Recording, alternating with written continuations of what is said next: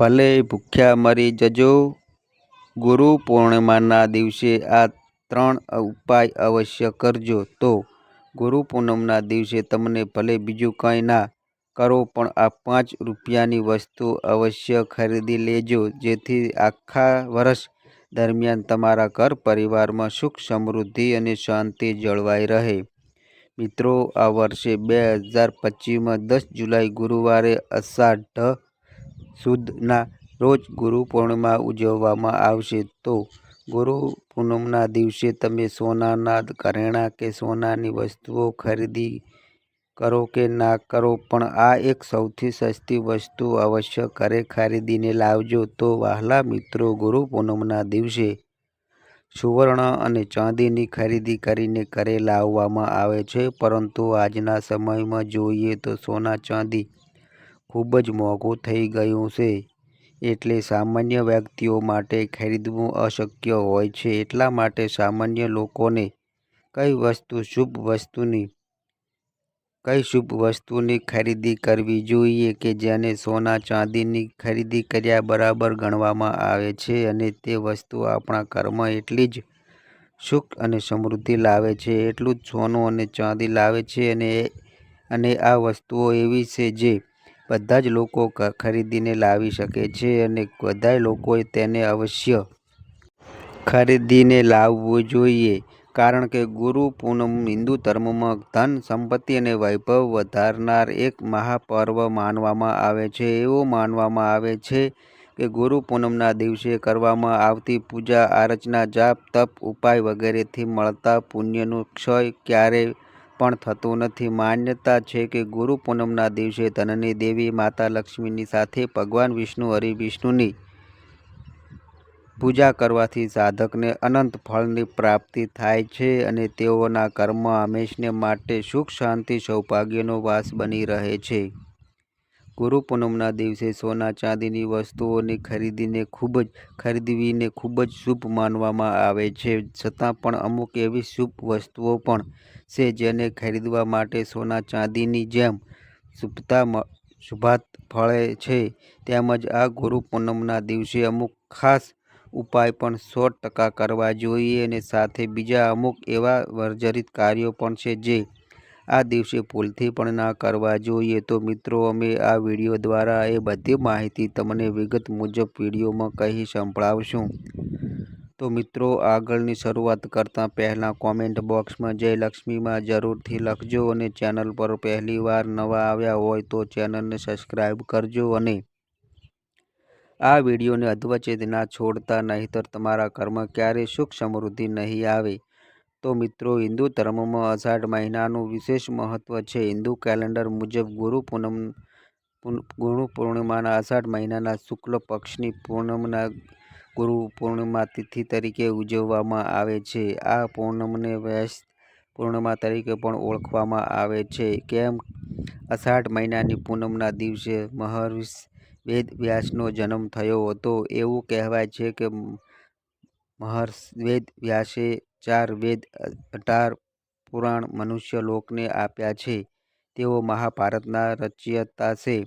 મહાભારતમાં શ્રીમદ્ ભગવદ્ ગીતાનું પણ સ્થાન છે, અને ગીતા મનુષ્યને જીવન કેવી રીતે જીવવું તે માર્ગદર્શન આપે છે. મિત્રો, હિન્દુ ધર્મમાં ગુરુ પૂનમનો તહેવાર ખૂબ જ મહત્વપૂર્ણ માનવામાં આવે છે. આ વર્ષે ગુરુ પૂનમનો તહેવાર કઈ તારીખે છે અને કયા શુભ યોગ રચાઈ રહ્યા છે તે વિશે સૌથી પહેલાં જાણીએ.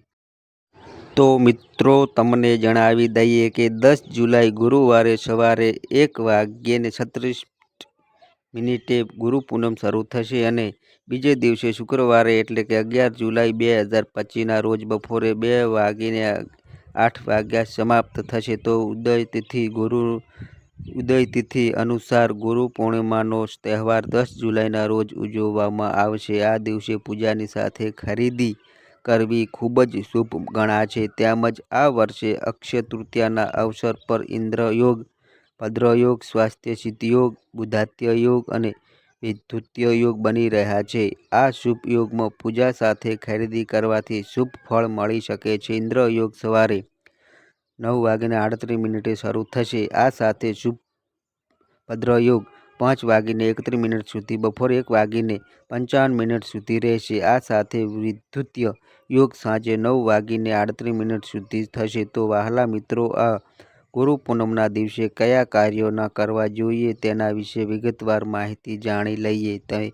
તેના પછી ઉપાયો અને તે ખાસ વસ્તુ વિશે જાણીશું. તો મિત્રો, ગુરુ પૂનમના શુભ દિવસે જેમ કે ચોરી, દુર્વ્યવહાર, જુગાર, ખોટું ના બોલવું અને ખોટા કામો ભૂલથી પણ ના કરવા જોઈએ. આમ કરવાથી આપણા ઘરમાંથી ધન ધ્યાનો નાશ થવા લાગે છે અને તમે પાપના ભાગીદાર બની જાઓ છો. આ શુભ દિવસે જે પણ પાપનું કામ કરવામાં આવે તે હંમેશા માટે તમારી સાથે જ રહે છે. તેથી તમારે હજાર ગણી મુસીબતોનો સામનો કરવો પડે છે. જ્યોતિષ શાસ્ત્રો અનુસાર ગુરુ પૂર્ણિમાના દિવસે કોઈ પણ વ્યક્તિને ઉધાર ના આપશો કે ઉધાર ના લેશો. આ ધાર્મિક માન્યતા અનુસાર ગુરુ પૂનમના દિવસે લક્ષ્મી પૂજન દરમિયાન તુલસીના પાન અર્પણ ન કરવા જોઈએ. આ પ્રકારે પાન અર્પણ કરવાથી માતા લક્ષ્મી નારાજ થઈ જાય છે. જો તમે માં લક્ષ્મીની સાથે નારાયણને પણ પ્રસન્ન કરવા માગો છો તો આ દિવસે માંસ, મદિરા, લસણ, ડુંગળી તથા તામસિક ભોજન કરવાનું ટાળજો. આ દિવસે આ તમામ માંસિક વસ્તુ સેવન કરવાથી ધન સંપત્તિને તથા નાણાકીય નુકસાન થાય છે. સનાતન ધર્મમાં ગુરુ પૂનમના દિવસે સોનું ચાંદી ખરીદવાની એક પ્રથા છે. આ દિવસે સોનું જરૂરથી ખરીદવું જોઈએ અને વાસણની ખરીદી ન કરવી જોઈએ. પ્લાસ્ટિક, સ્ટીલના વાસણો પર રાહુની અસર રહે છે.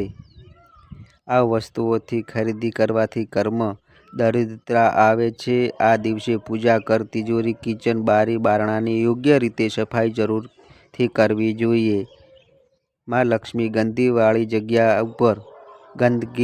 જગ્યા ઉપર નિવાસ કરતા નથી. આ કારણથી ગુરુ પૂર્ણિમાના દિવસે તિજોરી કચરાવાળી ન રાખવી જોઈએ. તેથી જ ઘરમાં બને ત્યાં સુધી સાફ સફાઈ રાખવી જોઈએ. જ્યોતિષ શાસ્ત્ર મુજબ ગુરુ પૂર્ણિમાના દિવસે કોઈ પણ પ્રકારની લેવડ દેવડ બિલકુલ ના કરશો.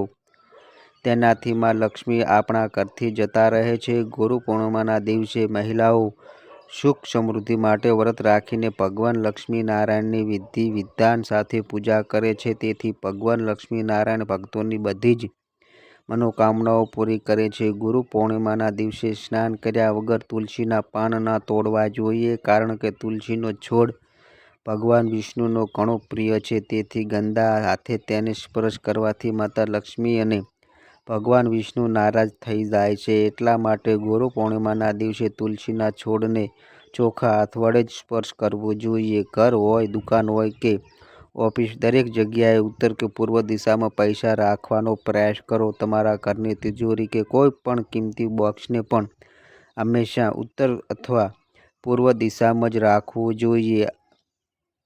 વાસ્તુશાસ્ત્ર મુજબ આ દિશામાં પૈસા રાખવાથી આર્થિક સમસ્યાઓનો સામનો કરવો પડતો નથી. ગુરુ પૂર્ણિમાના દિવસે ઘરની ઉત્તર દિશામાં જ અરીસો લગાવવો જોઈએ. આ કારણે આ દિશાને શુભ માનવામાં આવે છે. વાસ્તુ અનુસાર અરીસાને ઉત્તર દિશામાં રાખવાથી ઘરમાં સકારાત્મક ઉર્જા રહે છે, જેનાથી આપણી ઉંમર અને આપણા ઘરમાં ધનનો પણ વધારો થાય છે. ઘરનું પ્રવેશદ્વાર હંમેશા સ્વસ્થ હોવું જોઈએ. ગુરુ પૂર્ણિમાના દિવસે તમારા ઘરના તમામ નળને સંપૂર્ણ રીતે તપાસો. જો કાંઈ પણ પાણી લીકેજ હોય તો તેને તાત્કાલિક વ્યવસ્થિત કરો. વાસ્તુશાસ્ત્ર અનુસાર નળમાંથી પાણી ટપકવું અશુભ માનવામાં આવે છે. ગુરુ પૂર્ણિમાના પર સાંજે ઘરના મુખ્ય દરવાજાની બંને બાજુ ઘીનો દીવો પ્રગટાવવો જોઈએ. દીવો પ્રગટાવતી વખતે ધ્યાનમાં રાખો કે દીવો દક્ષિણ તરફ હોવો જોઈએ. આવું કરવાથી કરમદેવી લક્ષ્મી આવે છે. મિત્રો, એવું માનવામાં આવે છે કે ગુરુ પૂનમના શુભ દિવસે ઘરમાં કોઈ પણ ખૂણામાં અંધારું ન થવા દેવું. ઘરના જે ભાગોમાં અંધારું હોય ત્યાં દીવાઓ પ્રગટાવવા જોઈએ. આમ કરવાથી માં લક્ષ્મીની કૃપા હંમેશા માટે આપ સૌની પર બની રહે છે.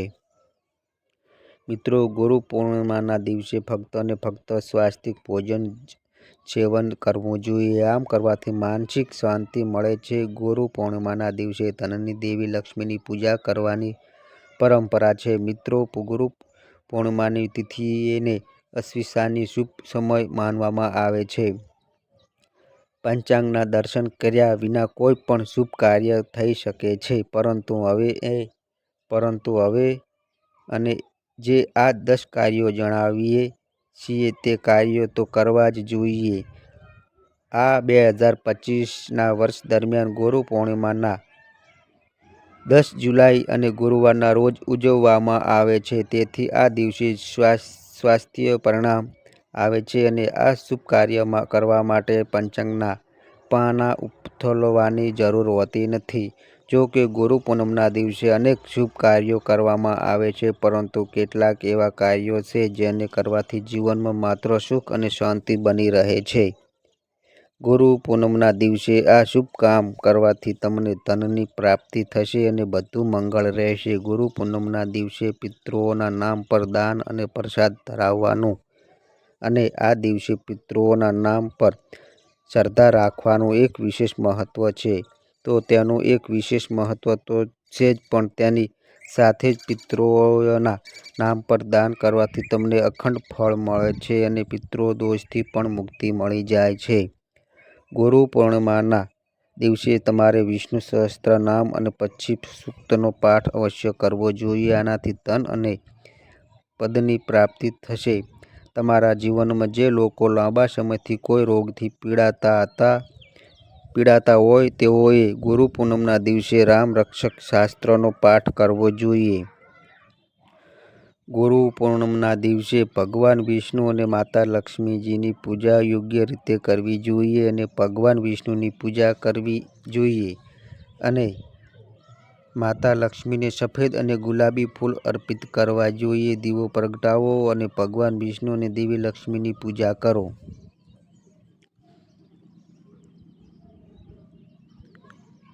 ગુરુ પૂનમના દિવસે નાળિયેરને કબાટ અથવા તિજોરી જેવી જગ્યાએ એક લાલ કપડામાં બાંધીને તિજોરીમાં રાખવું જોઈએ. આમ કરવાથી ધનમાં સારી એવી વૃદ્ધિ થાય છે અને અટકાયેલા પૈસાની પ્રાપ્તિ થાય છે. ગુરુ પૂનમના દિવસે પવિત્ર નદીઓમાં સ્નાન કરવું એક વિશેષ મહત્વ છે.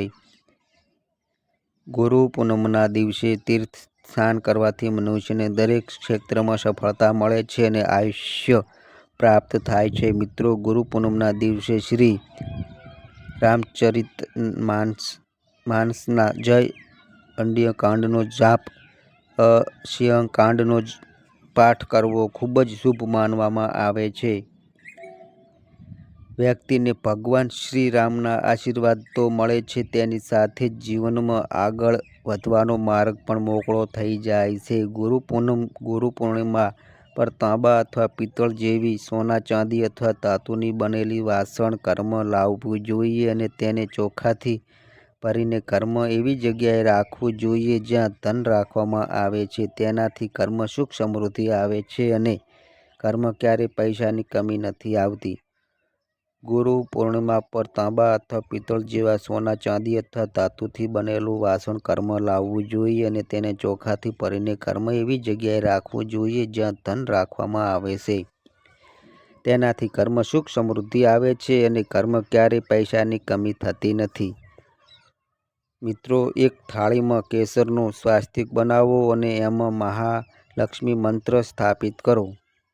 યંત્ર સ્થાપિત કરો અને ઘીનો દીવો કરો, કાં તો તેલ લગાવો અને કમળ ગઢાની માળા લો. પછી મંત્રનો જાપ કરો. તેનાથી સિદ્ધિ, બુદ્ધિ અને દૈવી મળશે. ભક્તિ પ્રદાયની આ મહાલક્ષ્મી યંત્રને તમે તમારા જીવનમાં તમારા જ્યાં પૈસા રાખો છો ત્યાં અથવા તિજોરીમાં મૂકી દો. ગુરુ પૂર્ણિમાના દિવસે માતા લક્ષ્મીનું ચિત્ર એક સ્વસ્થ સ્થાન પર સ્થાપિત કરો અને માતા લક્ષ્મીની સામે 3 એલચી મૂકો અને આ સમય દરમિયાન ભગવાન શુક્રનું ધ્યાન કરો.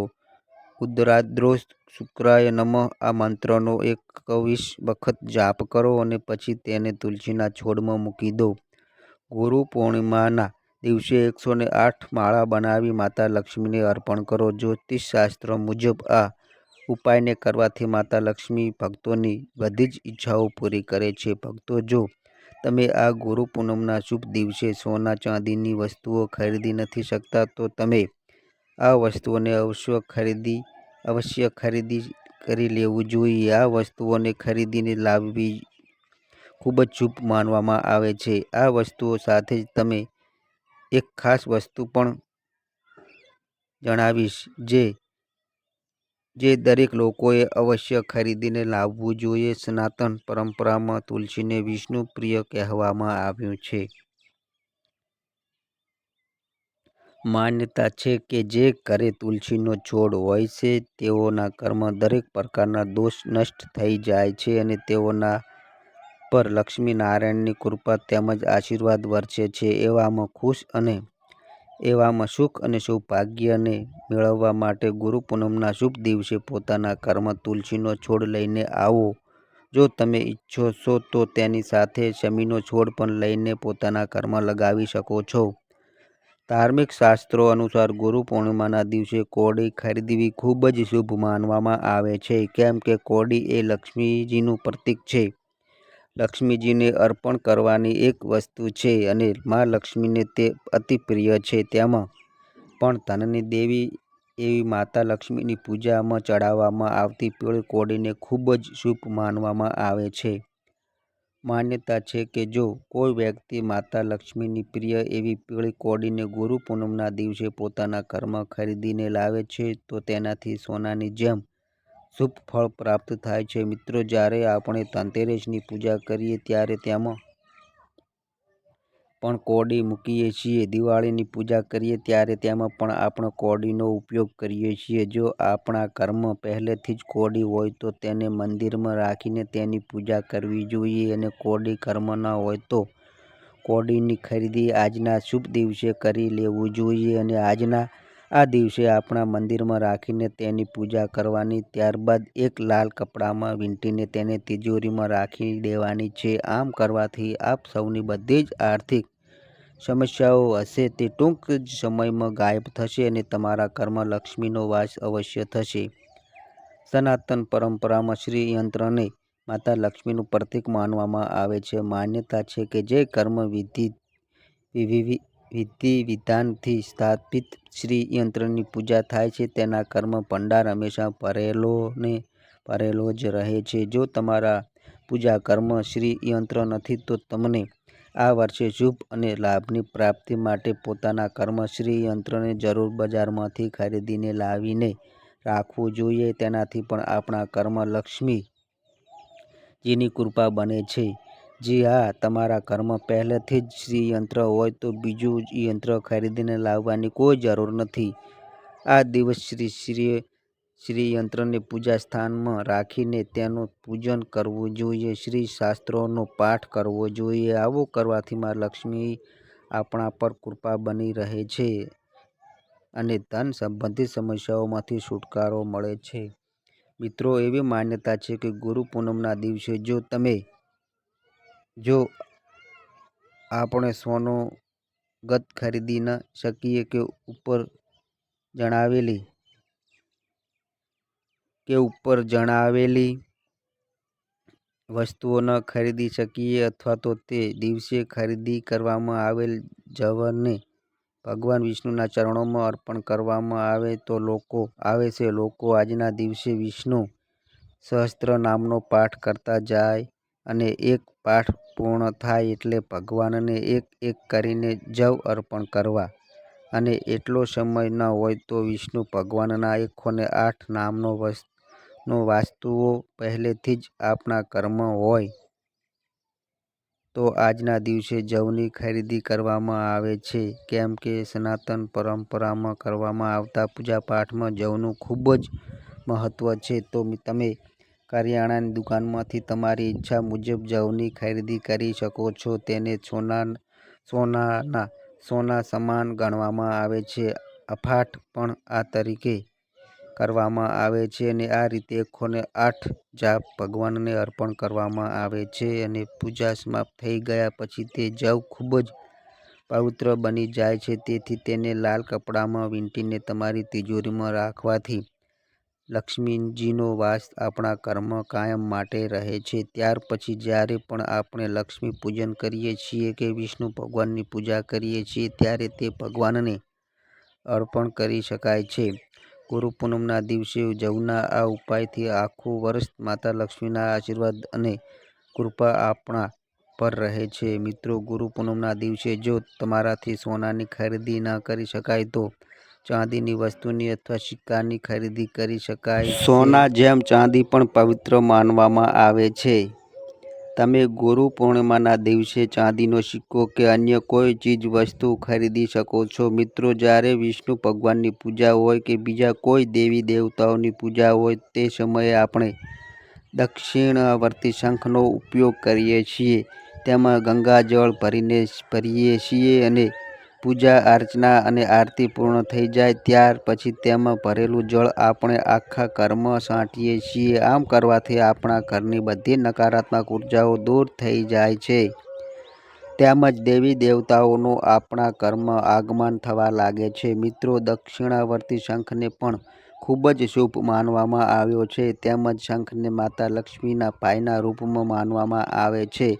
કેમ કે તેની ઉત્પત્તિ પણ સમુદ્ર મંથનના સમયે જ થઈ હતી. એટલે જ ગુરુ પૂર્ણિમાના દિવસે દક્ષિણાવર્તી શંખની ખરીદી કરવામાં આવે છે અને દક્ષિણાવર્તી શંખને આપણે ઘરના પૂજા સ્થાનમાં રાખવાથી એટલે કે ઘરના મુખ્ય મંદિરમાં રાખવાથી તે વધુ યોગ્ય છે. અને અન્ય જગ્યાએ પણ રાખી શકો છો કે જ્યાં આપણે ધાર્મિક વસ્તુઓ રાખતા હોઈએ છીએ અને આવા મહત્વના દિવસે આવે ત્યારે તેની પૂજા કરવાની છે. આમ કરવાથી આપણા ઘર પરિવારમાં સુખ સમૃદ્ધિ અને યશ કીર્તિ બની રહે છે. મિત્રો, આ શુભ દિવસે તમે સાવરણીની એટલે કે ઝાડુની ખરીદી પણ કરી શકો છો. સાવરણીને પણ લક્ષ્મીજીનું પ્રતીક માનવામાં આવે છે. સાવરણી માતા લક્ષ્મીનું પ્રતીક હોવાથી ગુરુ પૂનમના દિવસે જો સાવરણીની ખરીદી કરવામાં આવે તો માતા લક્ષ્મીનો આપણા ઘરમાં વાસ થાય છે. અને આ શુભ દિવસની તે નવી સાવરણીનો ઉપયોગ કરવો જોઈએ. તેમજ આ દિવસે માટીના વાસણોની પણ ખરીદી કરવામાં આવે છે. માટીના વાસણોનું મૂલ્ય સોના ચાંદી કરતાં એકદમ સસ્તું હોય છે અને આ શુભ દિવસે તેની ખરીદી કરવી સોના ચાંદી સમાન જ ગણવામાં આવે છે. એટલા માટે તમે આજના દિવસે માટીના કોઈ પણ વાસણ ખરીદી શકો છો. તમે માટીનું પાણી ભરવાનું માટલું લો કે દીવો કરવાનું કોડાયું લો, ગમે તે અન્ય વસ્તુ ખરીદીને લાવી શકો છો. મિત્રો, એવું કહેવાય છે કે આ દિવસે માટીનો ઘડો ઘરે લાવીને તેમાં શરબત ભરીને દાન કરવાથી અનેક ગણું વધુ શુભ ફળ મળે છે. ગુરુ પૂનમના શુભ દિવસે તમે સોનું, ચાંદી તથા જમીન, મકાન, મિલકત, વાહન વગેરે વસ્તુઓની ખરીદી શકો છો. એવું માનવામાં આવે કે જે પણ આ શુભ દિવસે આ વસ્તુઓ ખરીદે છે તેઓને સુખ સમૃદ્ધિ પ્રાપ્ત થાય છે અને ઘરમાં માતા લક્ષ્મીનો વાસ રહે છે. તો મિત્રો, ગુરુ પૂનમના દિવસે જો તમે સોનું ચાંદી ખરીદી શકો તેમજ ઉપર જણાવેલી કોઈ પણ વસ્તુ ખરીદી શકો છો તો પણ તમારે એક વસ્તુ તો અવશ્ય ખરીદી કરી લેવાની છે. મિત્રો, આ વખત વાસ્તુ છે. મિત્રો, આ ખાસ વસ્તુ છે સિંધવ મીઠું અથવા તો સાદું મીઠું જેનો ઉપયોગ આપ રસોઈમાં કરતા હોય. ચૈત્ર મહિનામાં મીઠું ખરીદવામાં આવતું નથી, પરંતુ જેટલું ચૈત્ર મહિનામાં મીઠું ખરીદવાનું અશુભ માનવામાં આવે છે તેટલું જ શુભ ગુરુ પૂર્ણિમાના દિવસે ખરીદી કરવાનું માનવામાં આવ્યું છે. એટલા માટે જો આગળ જણાવેલી વસ્તુઓ ખરીદી કરી ન શકીએ તો માત્ર આજના દિવસે એક મીઠુંનું પેકેટ ખરીદી કરી શકાય છે.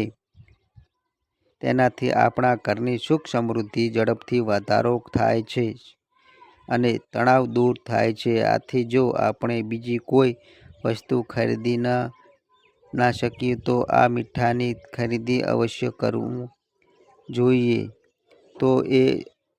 તો એ જાણવું પણ જરૂરી છે કે ગુરુ પૂનમના શુભ દિવસે કઈ વસ્તુ ન ખરીદવી.